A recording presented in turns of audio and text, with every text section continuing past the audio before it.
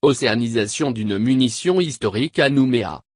La neutralisation par océanisation d'un obus de 105 mm datant de la Seconde Guerre mondiale et découvert par 12 mètres de fond à l'intérieur du lagon calédonien a permis de confirmer l'excellente interopérabilité des marines françaises et australiennes et l'adaptation du lien vers présentation B2M aux besoins de l'outre-mer.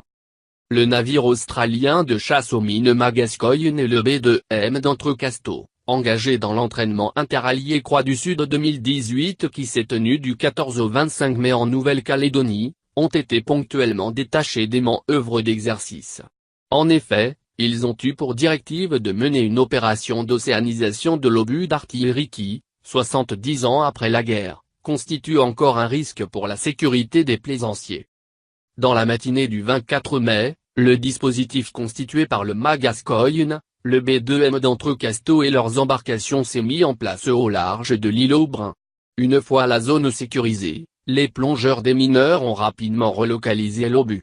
Ce dernier a ensuite été relevé du fond puis remorqué vers la sortie du lagon calédonien sous bonne escorte, avant d'être océanisé par grand fond au large de Nouméa. En liaison avec le Maritime Rescue Coordination Centre, MRCC, le d'Entrecasteaux, placé à la tête du dispositif, a coordonné l'escorte et fait respecter les distances de sécurité.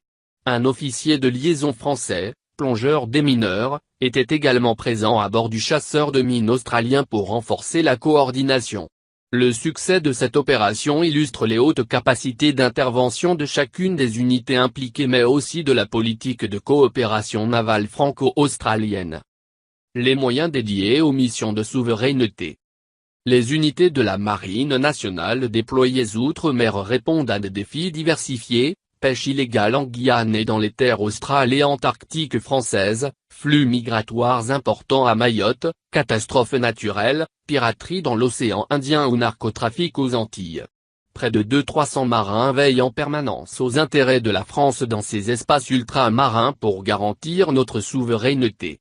Une vingtaine de bâtiments et une dizaine d'aéronefs, avions et hélicoptères, sont affectés outre-mer et dédiés à la sauvegarde maritime, la veille opérationnelle et stratégique et la coopération maritime régionale.